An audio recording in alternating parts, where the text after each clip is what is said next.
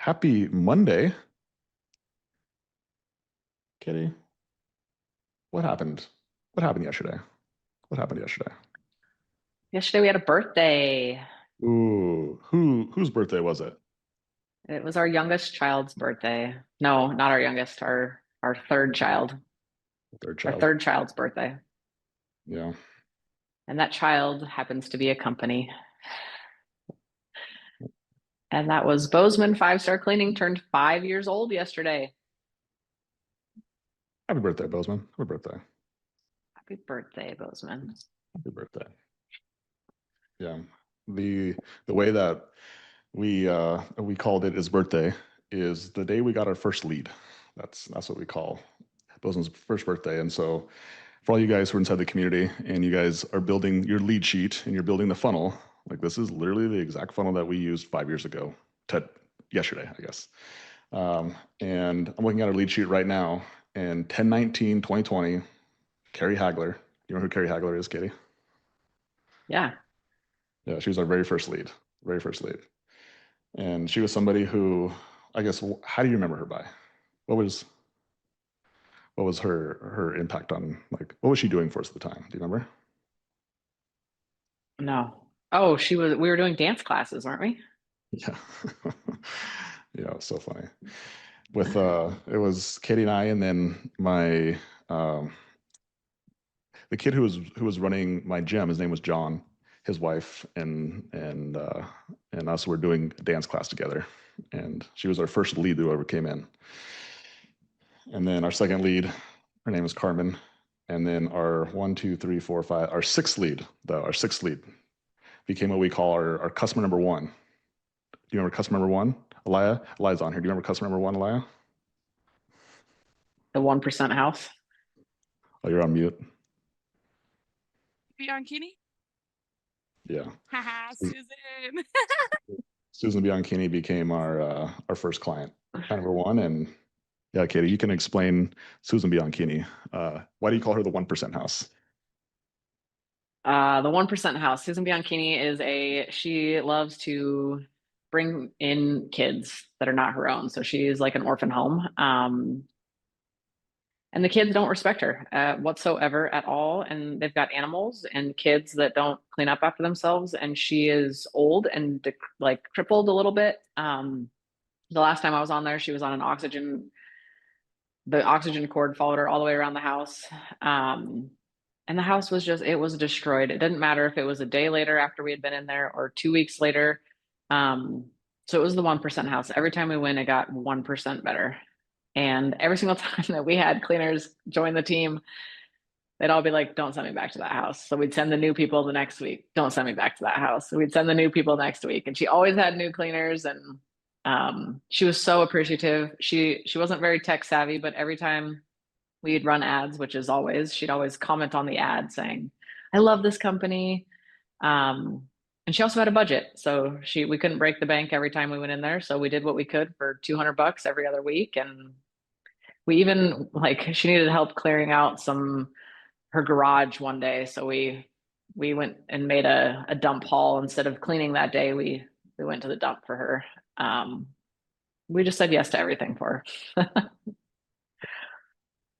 Yeah, so she was client number one, and yeah, that's what we're talking about today, guys. We're talking about the 5 lessons that we have learned over the last 5 years of being in the home cleaning business. And so we came into this industry with 0 clients and 0 cleaning experience. We knew nothing, and I think the only thing that we was able for us to get through the beginning of not having any experience and being not understanding anything about cleaning whatsoever was that we were just willing to help people. We were willing to serve. We were willing to figure out how do we become valuable to somebody. And just like what Katie said right there is, if somebody wanted us to like do a dump run, then we would just say yes. We just figured out how can we add value to someone's life. And yeah, I think there is a lot of value in that too, of that when you don't have skills, then if you can just serve and just figure out how can I help people, then you can actually learn through enough experience how to become valuable to acquire the skill that you need to serve even more people at a much higher level. And so, yeah, we have 5 lessons that we want to share with you guys today that we have learned along the way, and hopefully you guys can take these lessons, and you guys don't have to go through the all the pain, or you guys can just shorten the timeline of the pain that you have experienced, so then you can move through and continue to make progress. So that is goal for today. And so, while Susan was client number 1, I can remember. And Kitty, I don't know if you remember this, but one of the first few cleans that we did, I was selling, and this was all done over the phone, just like we're still doing it now. And I had no idea what I was doing. I had no idea how to quote. I had no idea how to clean. I'm just literally making stuff up. And I remember sending Kitty out to this house way up in the hills. And again, this is October, and October in Montana, it could either be really nice or it could be snowing. And at this particular time, it wasn't snowing in the valley, but it was snowing in the mountains. And I remember getting off the phone call with this gal. Right, I was getting off the phone with her, and she's like, "Hey, just out of curiosity, like, do you guys have 4-wheel drive?" I was like, "Yeah." Why? She's like, "Well, it's snowing up here." I was like, "Oh, no problem." Right. And so sent Kitty out, and Kitty, you can tell the story from here. Your experience on getting to this house. Oh, it was the scariest experience ever. So dirt road, well, covered snow packed now, but you know, when you have a dirt road, there's no markers on the side of the road to keep you on the road.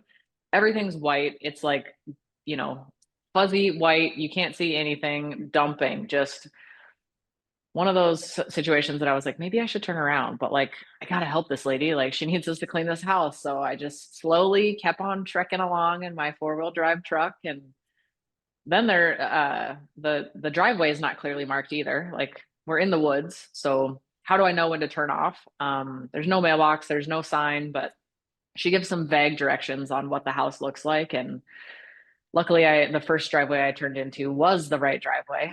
Um, but I had made it. I was like, oh, hands are sweaty, like white knuckled the whole way up there. Just was great. I had 0 cell phone service too. So just to make the matters like, you know, even worse, if I did get stuck, like I would have just been stuck for a long time until somebody drove down the road and found me, because there was 0 cell phone service as well.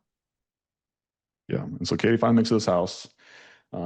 Whatever notes we were using, she used the notes to clean this house. And do you remember leaving the house, how you felt about it? Yeah. Well, I wouldn't, I mean, it was a big house. It was like they had done some like construction, but also it was lots of parts of it were still old. So I had gone in there, and at the time, you know, I'm new to this. I don't know what I'm doing either. I don't have the right cleaning products or anything. I just have a milk crate full of products that I take 6 trips into the house because that's how many supplies I have, because I'm coming prepared because I don't know what I'm doing. And I I thought I crushed it. Like, I was like, they're gonna be so happy. Like, I spent the whole freaking day here, way longer than Logan had scheduled it for. Had 0 cell phone service, so I was just like, I hope he thinks that I'm okay, because you know, I'm here, still cleaning. Don't worry, like, we'll get through it. And I just remember leaving, and I was like, we're gonna do this. Like, this is amazing. Like, this was the best first clean ever. I crushed it. Yeah. And then the very next day, I send my text that that came up with, just to see how the clean went. I said, "Hey, just curiosity, like, how'd the clean go?" And the response was just picture message, picture message, picture message, picture message, message, picture message. I'm like, oh. I was like, I know this is probably not a good sign that I'm getting picture messages on how did it go. And I pull up all the messages, and they're just pictures. There's no caption, nothing below it, just like a mirage of pictures. And the very last message that she sent, she did send a message, and it said, "Was she even here?" And I was Dang like, it. "Oh shit." So I wasn't mad. I was scared, because I asked Rightfully Katie when so. she came home also how it went, and she was like so jacked. I was like, "Oh man, she, like, her version of reality versus actual reality, like, there's a big difference here, and like I'm gonna have to break this girl's heart." And yeah, there it was. Told Katie, I was like, "Here's what happened." She's like, "Really?" I was like, I guess this is like what I showed her all the pictures, and she's like, okay. And yeah, that Well, got on and the rightfully so. I remember, I vividly remember this because my heart was like, I have probably the biggest ego out of both Logan and I. I know you guys think this is like crazy, but I do not like to be wrong. It's something that I battle with all the time. So I was like, how? Like, how could that be? And then he starts showing me these pictures, and there was pictures of like a bathroom that I didn't even know was in the house. Like I did not actually go into that room. And I was like, I didn't clean that. Like it's fair that she sent all these pictures because totally missed that room. And there was a lot of the house that I didn't clean, but I think I did decent on what I did clean. someone in the chat's like, didn't you do a walkthrough? No, dude, this was Nope. clean number one, man. We Like, had we didn't know what a walkthrough was. We didn't know she was not there. She yeah. Every system we have today, guys, understand there's a story behind this. Like we're telling you guys one story. There's so many stories. But like every system and process that we have inside the community, it comes with a story like this. I assure you. Like it's not just made up. We didn't just make shit up to make stupid ass systems. Okay. It came up with a stupid ass story from stupid ass people who didn't know what the heck they were doing. Okay. That's where the system came from. And yeah, we gave the clean away for free, right? She originally she's like, I'll pay for the gas. And then I was just like, it's fine. Like we didn't do a good job. Sorry, right? But we kept going, right? And we kept going. And honestly, there was quite a few people who were not exactly particularly happy. And a lot of it just wasn't also Katie's fault. Like as you heard in the story, like I also undersold it. I didn't know what I was doing. Like she was there for longer, and it still wasn't good enough. And I remember probably just a couple sales later, I remember selling this real estate agent. And the reason I remember this gal is because her daughter ended up being our videographer for a period of time. At the time, again, I knew who this lady was. Super nice lady, though. Super nice lady. And I ended up selling a deep clean. And she had a 3,000 square foot home. I sold a deep clean for $200. And I thought I was overcharging her. Like, I had no freaking idea. And man, like we just didn't know. We just didn't know. And so we got all these client complaints. And a lot of it we thought was the cleaning. And some of it was, but a lot of it was that we just were doing a terrible job of bidding. We had no idea how to sell. We had no idea what we were doing. And we learned real quickly that we didn't know what we were doing. And so we just changed, we evolved, and we started implementing things like walkthroughs. We started implementing things like the quote calculator. Like we started to solve some of these problems with some of the things that we were facing. And yeah, like that was part of this whole journey. And that was 5 years ago. And I just looked this up, guys, because I was just curious. And so as of Friday, we have generated over $5 million in the home cleaning business, and with a profit of just shy of $1 million. So like, understand that like, it can also change very quickly once you figure out what to do. But this is gonna lead us into lesson number one, okay? You guys ready for lesson number one? Because this is gonna line up perfectly. You guys ready? Lesson number one, avoiding mistakes is what keeps you broke and stupid. That's lesson number one. Kitty, why is that? Why does avoiding mistakes keep you broke and stupid? yeah, well, it would just allow you to not say yes in the beginning when you don't know what you don't know. You would rather have the answers before taking action, so you just sit there in inaction. And action will outbeat inaction every day, even if it's messy, even if it's wrong, even if it's a mistake. That's how we got through, honestly, like probably the first year of Bozeman is just mistake after mistake after mistake after mistake. But it never stopped us from continuing to serve people and push through every mistake and learn something from it. Yeah. So even before I truly like grasped and I had clarity on the concept of earning, or excuse me, of learning before earning, there was an intuitive nature to me that like it wasn't my time to make money. It was my time just to understand how the thing worked. And so I didn't have some fancy quote from Alex at the time. I just was like, I just need to figure out how to get this thing to work.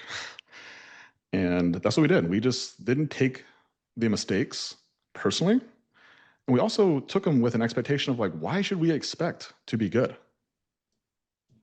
Why should we expect to know how to clean if we've never cleaned before? Why should we expect to know how to run a cleaning business if we've never done it before? And so like when we saw the mistakes, we saw them as an opportunity for us to get better, for us to learn from them, and then for us to be able to solve that problem with either a person or a process. And that's really how we started creating this system that we have today with just our little cleaning business to solve our little personal problem. And it was the mistakes that were crucial to what we have today, right? And it's like one of my favorite things now to say today, but like if you guys want to make millions of dollars, the requirement, the condition is to first make millions of mistakes. Do you know why it's important to make a million mistakes? Like that seems, I mean, I could just make mistakes all day long, Logan. How's that going to get me closer to a million? Yeah. Well, that's good. That's good because expectation, if you expect to not make mistakes, or you think that mistakes are negative, then potentially you can make a million mistakes and not make $1 million as well, because you could just choose not to learn. You could say, you could blame, you could put the finger outwards and say, well, it's the market. Well, that lady's crazy. How come she wasn't nice enough to just pay for the clean, even though it didn't meet her expectations? I don't understand people.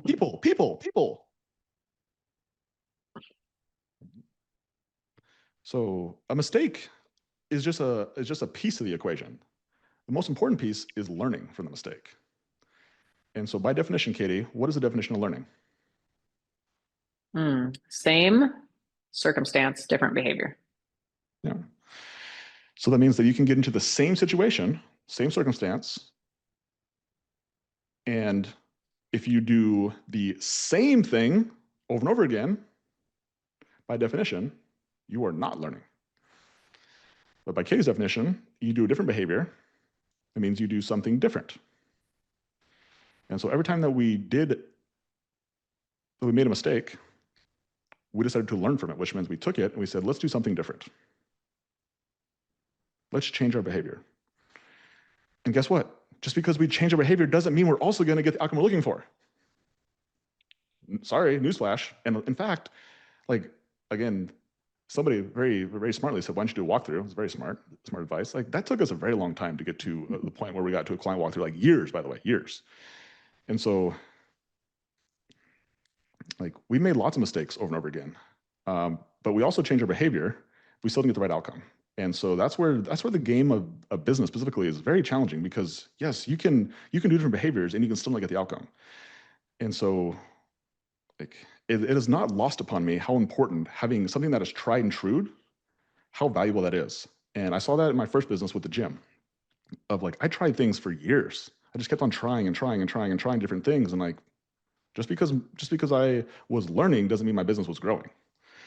It wasn't until I actually got a system that was proven, that had worked before, not just for one person, but for hundreds of people, that then my learning accelerated, because my behaviors were much different, but they were also in alignment with what the goals were.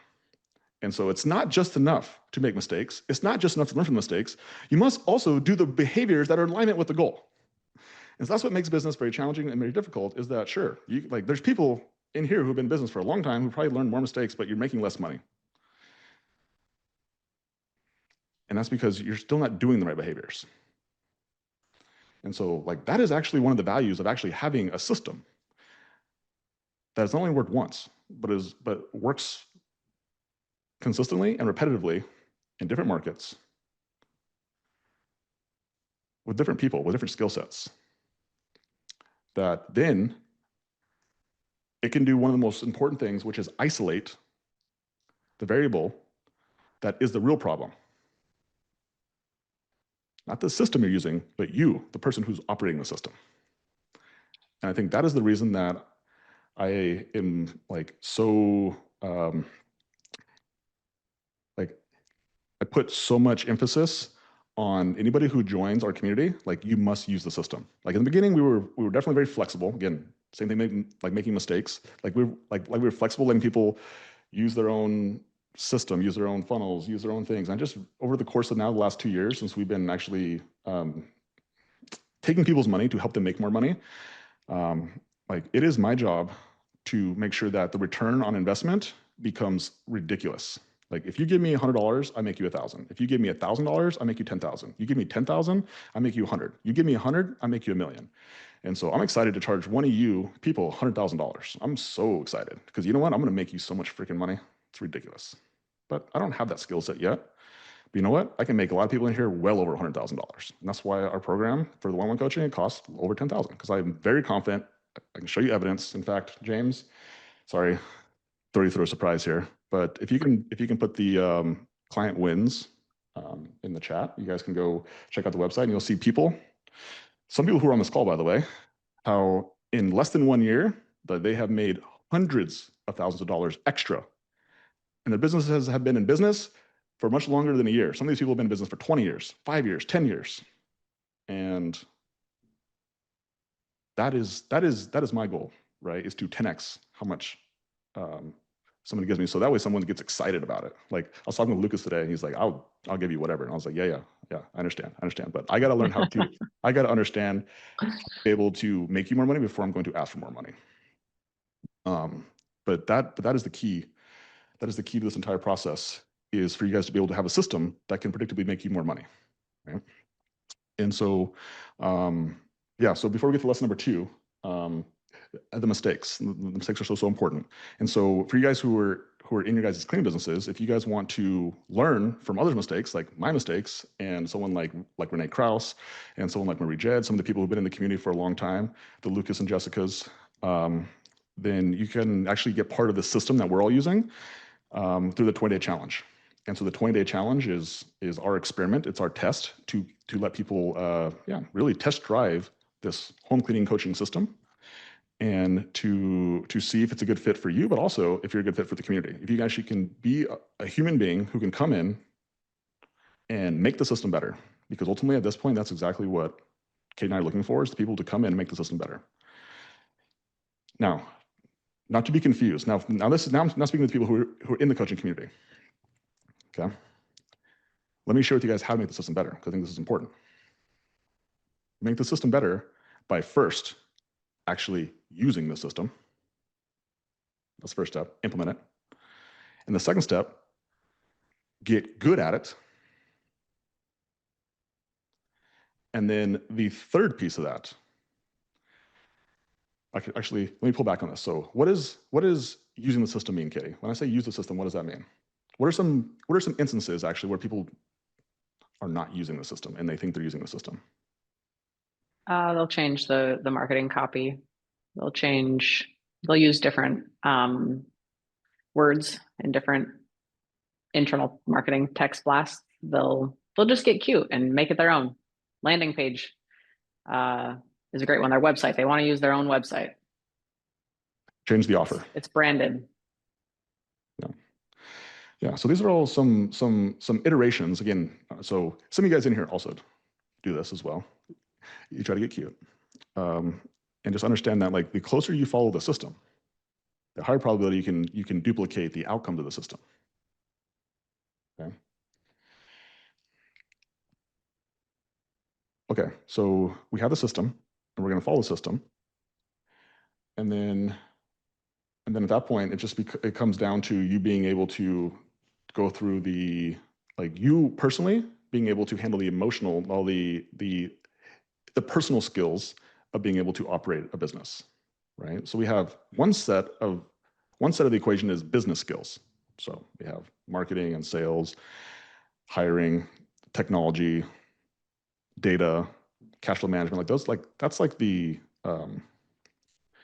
business side of it. But then we also have personal skills as well, right? Which, as we get through here, we'll talk about. I think that is on. That's number 5. So we'll save that number 5, where I'll go into detail on the personal skills. Okay. But with that being said, if you guys are not in the community and you guys want an opportunity to be able to use this $1 million system, and again, see if it works for you, and you can make the system better, then James will drop the link for the 20-day challenge. We actually don't have any spots open for this week, but we have 3 people who are getting ready to graduate from the challenge. And so we'll have 3 spots that open up next week. So if you do want one of those 3 spots, then definitely get in now, because I'm high probability those spots will go before the week. But yeah, so you can click the link and it shares all the information, shares the price, shares everything, like being as transparent as possible, right? You can do it or not. I do not care. It's not going to change my life, but I'll tell you what, it has the opportunity to change your life.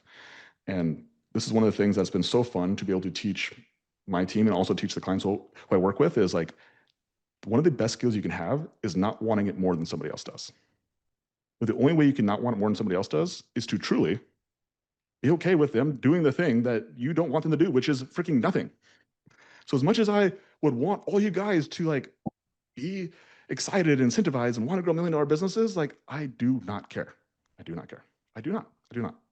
In fact, I expect every single person here to not care and to do what is in their best interest, which is nothing. It is not in your best interest in the short term to grow $1 million business. It is very hard, it's very challenging, there's lots of sacrifices, there's lots of learning, there's a lot of looking stupid, a lot of looking silly, there's a lot of prioritizing your business over things that your mommy and daddy would tell you isn't correct, it's not proper. And like, whatever, do you. I do not care. What I do care about is giving you guys the opportunity to be able to see that if you want it and you're willing to put the work in and you're willing to sacrifice your ego, you're willing to sacrifice what you think is comfortable, what you think is good right now, if you're willing to sacrifice that to get to the next level, then I want to be able to be on that journey with you if you want it. If not, that's totally cool. But if you don't, it's okay. It's okay. Like, I'm not gonna lose sleep over, right? You know what I do lose sleep over is like, how do I help? How do I actually help somebody make $1 million? So I'm like, I'm just like trying to think like, what would we have to do to charge somebody $100,000 so we can make $1 million? Like, that's what I lose sleep over. Like up at night, I'm like, oh, that's a good idea. I told Katie this on Saturday. I'm like, I have all these good ideas on Saturday mornings and I wake up super early. And then I'm like spending like 5 minutes on my computer. I'm like, I could have slept in. Like, what? I could have slept in. That idea was worth, like, it took me 5 seconds. And I was like, then it was done. I was like, dang it. I have this pin next to my bed. I actually have a couple of them. So like when I do have ideas in the middle of the night, like I always keep my notebook with me. This is my idea journal and task journal, and basically just like anything I have in my head that I need to get out, I always write it down. And just as a side note, the reason why I do it, not my phone, is because my phone, I'll get distracted. And I'm a human being just like anybody else. And so I don't want to get distracted. So I keep this journal next to me, and I have this fancy pin. You guys want to make this pin fancy? You guys see this? I guess it's this camera. You guys ready? Oh, it's not even, this one's not even open. You guys ready? You see that? It's got a fancy light on it for you guys who are just listening. It's got a fancy light on it. So this is in the middle of the night. I can actually take my little journal, which is right next to me, and I just like write ideas down. So that way I don't have to get out of bed. So I don't know if they wake Kitty up or not, but so these are the ideas. And then I got to go execute the idea. And then sometimes I'm like, and by the way, most of these ideas are bad, guys, just so you guys know. Like most of them, you guys. No, can I actually share something with how many ideas there are? So like you guys see the pen, you guys see the light, but every single night, like, and does it wake me up or not is a great question, because I don't know how many clicks I don't hear, but I hear the clicking of the pen more than I see the light. And I'm like, brilliant, we have an idea. He writes it down, he clicks it and turns it off. It's the clicking. But I get excited about it because yes, as many bad ideas as there are, like the only reason that any of us are here is because of your ideas, Logan. And like, keep them rolling, please. Like, keep clicking that pen. Let's get the ink out of that pen and get a new one for you. Yeah, I think it goes in line with the mistakes. Like enough bad ideas eventually become good ideas, and enough mistakes eventually become lessons that and become processes and systems that you can use to actually grow a good business. And so like those things are very synonymous in that sense. So that is lesson number 1. Avoiding mistakes will keep you broke and stupid. Okay. So let's talk about lesson number 2. Okay, what is lesson number 2? Lesson number 2 is, I really want to flip it and put it on a positive swing because that's what I learned. But if you do not hire more cleaners, you cannot grow. Yeah, this one was different for us coming into this business, because again, we came from the gym business, and the gym business is literally quite the opposite. It's the clients. Like you try to get the clients and like trainers will work for free. Like I work for free. One of my first like 3 or 4 employees all work for free. Because I wanted it, because I want to be a trainer. Like just the status of being a trainer was very high. People love fitness. They do it for free. And so like I never ever had an issue getting trainers, 0 times. And so coming to this business, I had no idea what to expect. And very quickly I realized that like cleaners were the problem. Cleaners were the problem. And so that's why lesson number 2 is like, if you don't have enough cleaners, you will not grow. If you have 1 or 2 good cleaners, or you yourself are a good cleaner, Like your business will not grow. And this took me probably 2 or 3 years to really understand. But once I understood the math to what it took to get to $1 million business, it became very clear that like more cleaners equals more growth, which is the way Katie probably wanted to say it. And so you guys, here's the math on $1 million business. If you have 14 cleaners who work on average 25 hours a week and you charge at least $55 a man hour, you can have $1 million business. That's the math. Okay. And so just understand this. If you have 1 or 2 good cleaners, 3 good cleaners, it doesn't matter because those cleaners can only work so many hours, no matter how good they are. You can't charge $75 an hour or $100 an hour because of a specific cleaner. Now, you can actually charge that much money, but it's not just because this cleaner is better than the next cleaner. Like, it doesn't work that way. Right? And so the goal to have a $1 million home cleaning business is you're always recruiting new cleaners. Always. And it took me a very long time to understand. And I'll tell you where this idea actually came from. And Katie, I'm not sure if you remember this, but so this was, I think it was September of 2021. And we were in Vegas. We were actually having dinner with Alex and Layla. And at this point, so this was a year into the business. Is that about right? Mm-hmm. About a year into the business. And I had nothing to do with the business. Like, so I told you guys in the beginning, like I did sales for 6 weeks. And then after that, I figured out it enough. And I was like, okay, Katie, this is your job. Right. And Katie cleaned for about 6 weeks. And then she ended up bringing someone on to help clean, the infamous KDD. She transitioned from being our nanny to our first cleaner.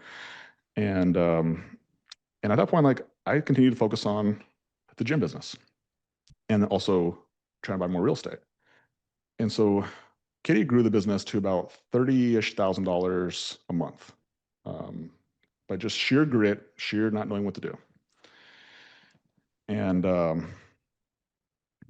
we had dinner with Alex and Layla in September of 21, I believe. And we were just telling them the business. We were like, we're brand new to it, telling them what we were doing. And do you remember the advice that Layla gave you? Hire more people. But but what did she call it? Like, what did you say that you needed to hire? What was the position? I don't remember. Recruiter. She's like, you just need a recruiter. You just need a full-time recruiter. You need someone whose only job is to hire people. I was like, oh, okay, cool. And at that point, then Katie became the recruiter. She became the one who just did the recruiting. She figured out how to do the job, understand how it worked, and she became the full-time recruiter. And it was in that moment that our business really started to grow. It actually started to move. And it's because we were actually solving the right problem that the business was having. We just didn't have enough. Like, it didn't matter how good our cleaners were at that point. It didn't matter how many clients we had. Like, we just didn't have enough. We didn't have enough cleaners in order for the business to grow. It was that simple. And the irony in it is like, people want their cleaners to be really good and they want efficiency. And like, how you get efficiency is through volume. You have to have more. Like, and you want your training process for your cleaners to get better. You know how you do that? More. And so the problem, like how to solve the problem of like being better first was solved by just doing more worse. That's the irony part. Like, we did more worse in order for us to do more better, which is another reason why most people will never grow to $1 million business, is because they're not willing to actually go through the sequence in the proper steps, which is to do things more worse before they do things more better. That's really important right there. I think that, like, especially people who have been in the cleaning field for a very long time or who are looking to now scale their cleaning company and they have been the solopreneur fulfilling the work, is like, you have to understand that like there is a good enough point for cleaners. And as long as you can get out there, and I've fulfilled cleans that people have never paid for. Like, it will happen. Your cleaners will suck. You will give them bad directions. But if you can continue to understand that quantity first in cleaners is how you get quality cleaners. You have to figure out what you don't know yet and how to lead people. And by doing that, you just have to do it in a volume situation. Like you just have to have more onboardings, have more hirings, have more trainings to figure out how to actually train these people so they can be quality cleaners for you in the long run.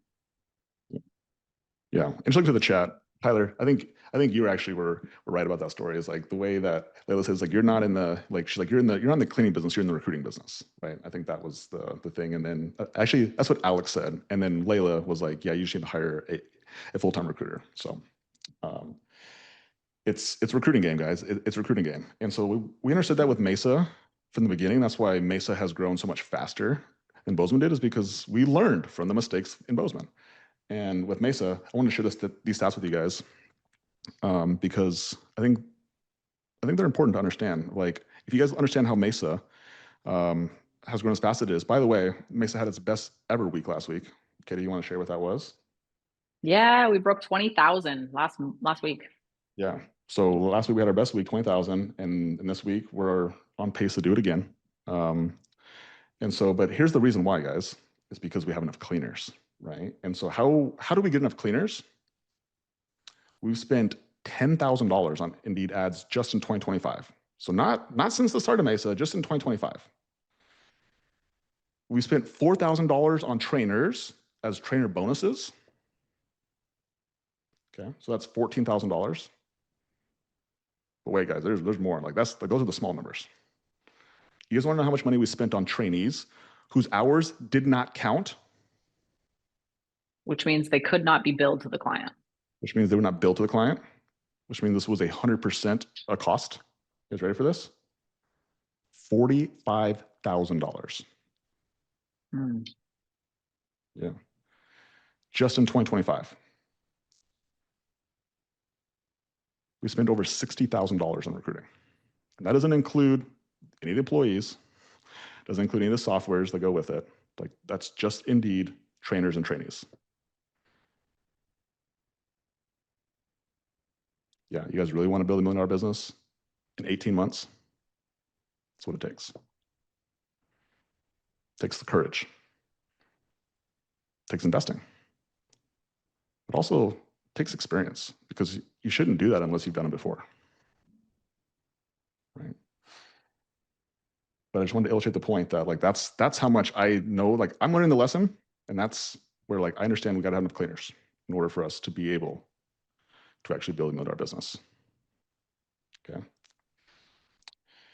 Okay. So lesson number 1, avoiding mistakes will keep you broke and stupid. Lesson number 2, no cleaners, no growth. Lesson number 3, Katie, what's lesson number 3? This is my favorite one. This is how you differentiate yourself from any other cleaning business out there. Oh, this is really good. Hold on, this is really good. This is a question I get, especially now that I've been doing this 20-day challenge. So some people are like just starting their businesses, and some people have been in business, for a period of time. But regardless, I think this is always a question that you have when you're first getting started. Is like, how do I differentiate myself? Like, how am I just not like a regular cleaning company like everybody else? And so this is the answer to that question. Katie, what is it? How do you be the best? It's very simple. You do what you say you're going to do when you say you're going to do it every single time. Yeah. Everyone's like, it's too simple. No, it's got to be, I got to change my name. I got to have a fancy logo. My marketing has to be my colors. I got to have a wrap on my car. I got to have a really fancy office with a sign that says my cleaning company name. That's how I differentiate myself. No, my cleaners are better than yours. Oh, my cleaners are bad. Your cleaners are better than everybody's cleaners. Everybody knows that. Everybody in here, say, my cleaners are better. Come on, please, everybody say it. My cleaners are the best. I have the best cleaners. You and everybody else think the same freaking thing. And that's why most people are broke, is because they think that. Their version of reality is not actual reality. And that's what the same thing I was talking about with Katie in the beginning. Like, her version of what she thought good was not actually good. You guys think that your cleaners are the best makes you differentiate you from the other people is not correct.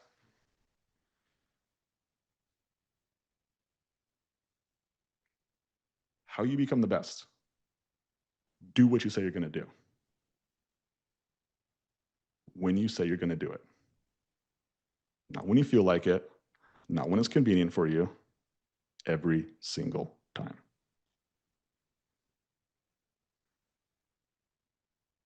Consistency and integrity creates reputation.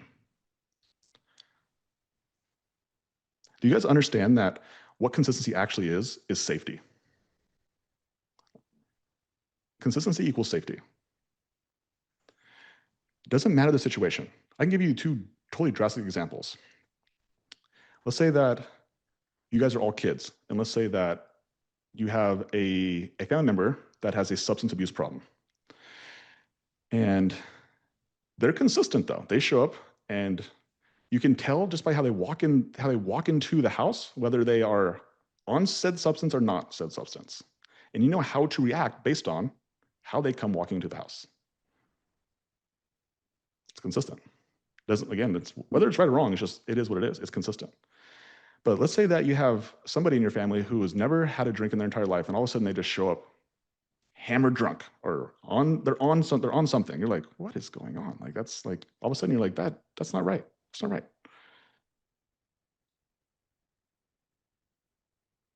Consistency in life is what creates trust. And it doesn't necessarily mean you have to be consistently the best. And in fact, I would argue that in the cleaning business, your goal is not to be the best. It's just to be consistently good enough. And just consistently, and really, like, if I define what good enough is, consistently meet clients' expectations. That's really what it means. How do you meet clients' expectations every single time? Not exceed them, not give them a 10x return, just how do you meet them? You guys are doing 85 cleans a week. How do you meet 85 clients' expectations? It's challenging. But if you understand that's the game, and not worrying about, oh, maybe I should niche down to just eco-friendly cleaning products, or just doing a specific type of clean. I'm just going to do pet cleanup, or I'm just going to do hazard cleanups, or I'm just going to do construction cleans, or whatever it is. Like, stupid. Like, you're focusing on the wrong things. Just focus on being consistent and following through on your word. That's how you build a foster reputation. This is exactly like this. I love this conversation because it's bringing me back to when we were coaching with Dr. Kashi and creating the STAR values and the standards. This was essentially how we formulated the consistency of being able to meet every single client's expectations. And it boils down to standards. So we show up when we say we're going to show up. Like, there's no ifs, ands, or buts about it. Like, we are consistently on time. And what is on time by definition to a Mesa employee or a Bozeman employee? It's, I'm at the door 5 minutes before the scheduled appointment. We have a definition for it. We talk about it not once, not at onboarding, not twice, not at onboarding and training, not 3 times onboarding, training, and team meetings, but we talk about it every single time we talk to them. We want them to win. We want them to be as consistent as possible for our clients so we can meet their expectations. Yeah, that's why those standards are so important, guys. Man, like, I said this before, but I'll continue to say it because we spend a lot of money. We spend a lot of money to get the standards very, very simple. The 4 standards of, like, how do you do what you say you're gonna do every single time? Okay, now we can go to the next level of this. Like, how do you actually do that?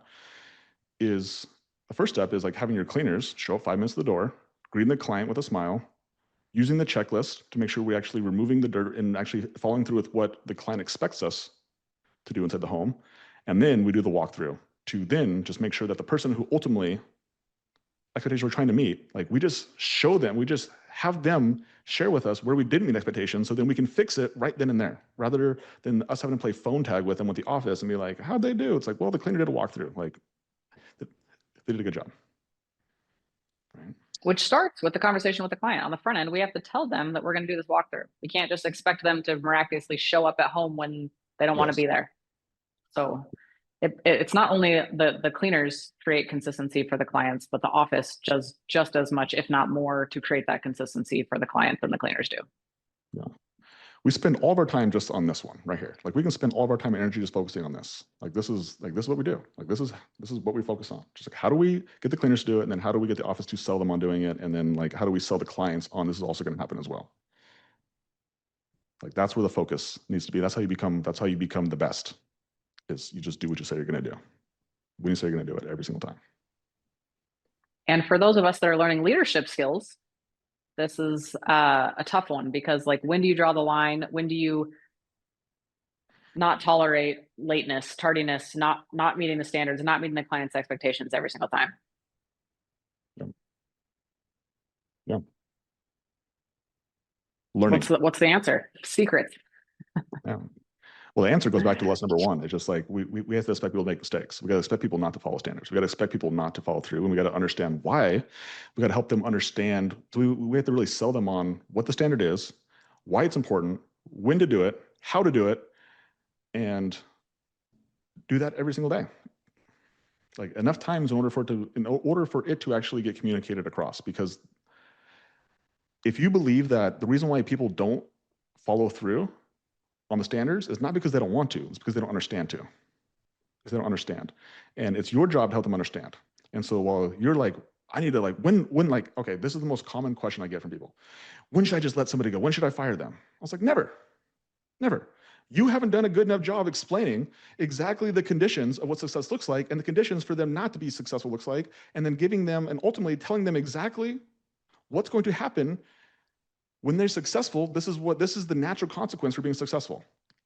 This is the natural consequence for not being successful. And when said situation happens, you confront it and you said, okay, this situation happened.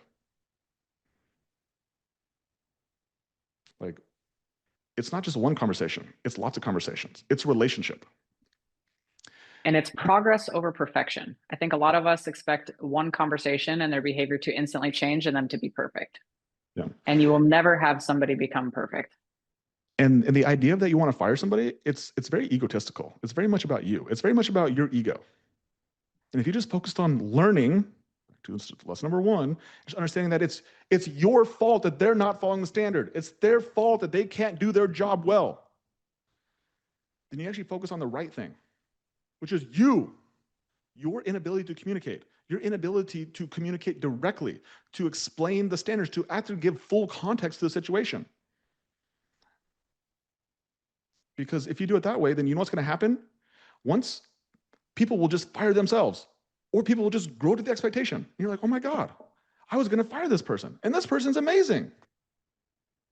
Yeah. It's amazing what clarity Learning. happens, right? Cool. Awesome. Yeah. Thank you, Tyler. Tyler just dropped the link of Alex sharing the story of our conversation with him in Vegas. That's funny. Cool. Okay. Okay, let's go to lesson number 4, Katie. So actually, before we go to lesson number 4, let's repeat here. So lesson number 1, avoiding mistakes keeps you broke and stupid. Lesson number 2, no cleaners, no growth. Lesson number 3, how to be the best. Do what you say you're going to do every single time. Lesson number 4. Yeah, this one's going to kind of shock a lot of you, I think, but understanding fundamentally that your clients do not make you more money than your cleaners do. Your cleaners make you more money than your clients do. Yeah, so let's just do math. Let's do math, and then I'll come back behind with that, with a story. So if we do the math on this, guys, if you have a cleaner that works 25 hours at $55 an hour, that means they're going to generate you $1,400 a week in revenue. Okay. Do any of you guys have weekly clients? Does anyone in here have a weekly client? Cool. Does that client pay you more than $300 for a maintenance claim? Does anyone have a client that pays them more than $300 for a maintenance claim? I don't see. Does anybody have a weekly client that pays more than $1,400? Yeah. Yeah. Cool. So if I just use the average, because yes, you might have one client that pays you more than $300, but I guarantee you also have weekly clients that pay less than $300.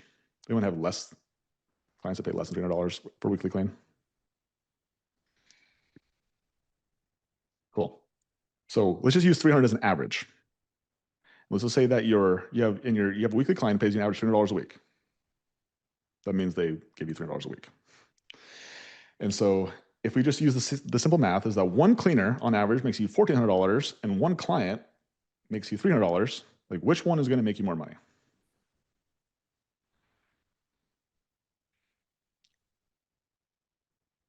Anybody? Anybody? They don't know. Anybody?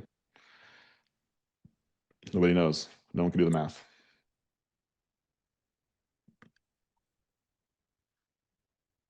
The cleaner. Thank you. Thank you. And that's just one. And most of you guys don't have, majority of your recurring clients are not weekly. A lot of them are monthly. Maybe a lot of them are biweekly. So if you actually looked at the actual math of it, if you have 10 cleaners, actually just go 14 cleaners. So that's back to our $1 million math. You have 14 cleaners doing $1,400 a week. That's $19,000 a week. Okay. And so if you just, the reason why that's important to understand is because you're going to have situations where you're going to want to prioritize the client over the cleaner. And I highly recommend that you understand that like your cleaner's making more money. So like your default needs to be that the client, or excuse me, that the cleaner is prioritized. Okay. It means that on like he said, she said, these type of things, like ultimately like having your cleaners back and prioritizing them is better not only financially, but it's also better for the culture of your business, to ensure that like you understand the priorities of what is the like who are the most important people in the business, and your cleaners are ahead of clients. And so the energy that you spend on keeping clients versus cleaners, like we only have so much energy, we only have so much attention. The majority of that energy should be spent towards keeping cleaners versus keeping clients. Because if you keep cleaners, clients will stick around because they like consistency. Weird how that works. Weird how that works. Right? And so this is a lesson that took me a long time to understand. And then once I actually understood the math, I started to realize that like the goal was cleaners. Like, how do we keep cleaners longer? Cleaner retention became the game, because if we did cleaner retention, like Katie said, it was like it was a domino. It was a domino problem. Like if we could solve cleaner retention, then it in itself would solve the client retention. Okay. Okay. Let's move to lesson number 5. So, lesson number 5, Katie. What is lesson number 5? Yeah, this one's fun because you actually don't need money in this in the cleaning business world. You don't need money or experience to actually win. Yeah. Pretty fun. We started with 0 clients, 0 experience, and we're winning. Yeah. Like I said earlier, like today we have over $5 million in revenue, almost $1 million in profit, and that started with 0 clients and 0 experience in this industry. But while that is cool, it's even cooler that some of the people in here have also started with 0 clients and 0 experience, and some people even started with 0 business experience, which is even cooler, by the way. And there's people in here who have grown the business from 0 to 20. I think Kayla Holdenbach is one of those people. I mean, she might hit 30,000 in less than 6 months, so that's pretty neat. Someone like Julia, who started with 0 cleaning experience, 0 business experience, and 0 clients, and she's on pace to hit $100,000 this month in less than 14 months. You guys, there's not Yeah, a this lot is of, one. hold on a second, Katie. There's not a lot of Okay. industries. There's not a lot of industries that you can come in with 0 freaking skills and have the ability to actually create something that is like substantial. Like if you guys understand what $1 million business actually is, it's you netting, taking home over $200,000. $200,000. And if you actually have the skills of leadership, you can do it while not operating the business, but by coaching your team on how to operate the business. Like, it doesn't require money. It doesn't require experience. You know what it requires? Skills. That's what we're talking about here. It requires your skill acquisition. And that's why I actually freaking love this business. I love it for that specific reason. It's because you can get paid to learn. the things that are required in order for you to be successful, not just now, but forever. Yeah, the biggest question that I get when people are looking at using the system provided inside of our community, what are my results? Like, what are the average results? And I love this question because it all comes down to lesson number one, actually, is like, how willing are you to look stupid and learn and stack skills? And the more that you can just understand that the longer that you can stay uncomfortable and looking like you don't know what you don't know, and it's not assuming that you know anything and just asking questions, getting curious, making mistakes and repeating it, your skills stack a lot faster. So the only difference between the Julias in the community and the people who grow slower in the community are the speed at which they stack their skills, or the speed at which they make mistakes and they learn a new behavior under the same circumstance. It's the only difference. And that's why I love our community and I love the coaching, is because I do absolutely nothing for you. I do not run an ad for you. I don't do a sale for you. I don't build your freaking funnel for you. I don't do shit. I mean that in the nicest way possible. Nothing. My goal is to teach you, is to empower you. Katie, do you remember what the definition of empowerment was? So this was something this weekend. This is what I like to do in my fun time, is I like to like put definitions to words and then try to figure out how do I break this definition. But the definition of empowerment, right? So this is something that's been like really like a word that I've said for a long time. And I was like, I got to be able to define this. You guys okay if I share this with you? If I share one of these definitions? Yeah, that's cool. Yes. Yes, cool. The definition of empowerment. This is what this community is based on. Giving others the tools and trusting them to lead themselves. That is the foundation of this entire community. That's why I do not do anything for you guys, but except for to teach you or to give you the resources for you to lead yourself. Because when Logan goes away, because he will eventually go away, you can still continue to progress without Logan. That's the goal. Okay. And so there's 6 business skills and there's 13 personal skills, okay, that are required in order for you to go from 0 to 1 million. And these skills are going to be inside the on the notes on the replay. Okay, so I definitely recommend going and watching this again. And I definitely recommend that you guys go check out these skills, because these skills are important for you to have clarity on, for you to know exactly what you need to do in order for you to be successful. How do you actually grow a business from 0 to 1 million without spending a huge lump sum in investing in like in the cleaning business? You invest in rags. Like that's it, rags and vacuums. Outside of that, what you're investing in is you're investing in skills. Okay. And so there's 6 business skills and there's 13 personal skills that I've narrowed it down to. That these are the things that once you are proficient at these skills, then by golly, you have the skill sets required in order to build a $1 million business.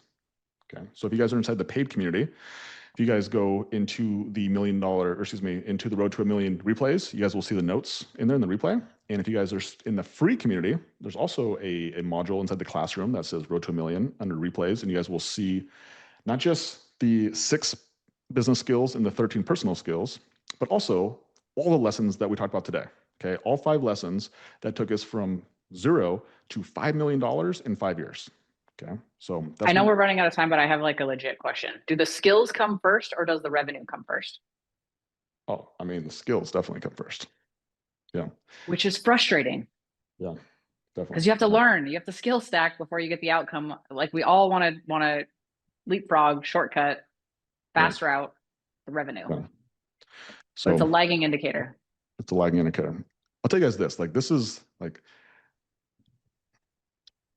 I used to get one-on-ones with Alex when I worked with him. And I remember one of the things he told me is like, Logan, like you have all the skill sets of $1 million business. At the time I didn't have one. And I couldn't put it together. There was things I was missing. And that was in like 2018. And it wasn't until 2023, guys, that I actually built my first $1 million business. So it was like 5 years that I probably like had some of the skills, but not all the skills. Trust me, it was very frustrating. And so I get it. Like I want to be there too. Trust me. But there is a sequence of this game, and you can't skip the steps. Skills first, then revenue. So I appreciate you guys so much for showing up today. Yes, if you guys are interested in joining the challenge, James dropped the link. And for all you guys who are inside the community, appreciate you guys so much for showing up to these calls and for doing the making the system better. And you guys make Katie and I better. And I appreciate you guys so much. And yeah, if you guys are not inside the community, I appreciate you guys for showing up and like get as much free content as you possibly can and use it to grow your business. Like go make some money. That's the point of it, is that there's enough information out there for you guys to make money without having to pay a dime. So have a Monday. See you guys later. Bye-bye. Bye.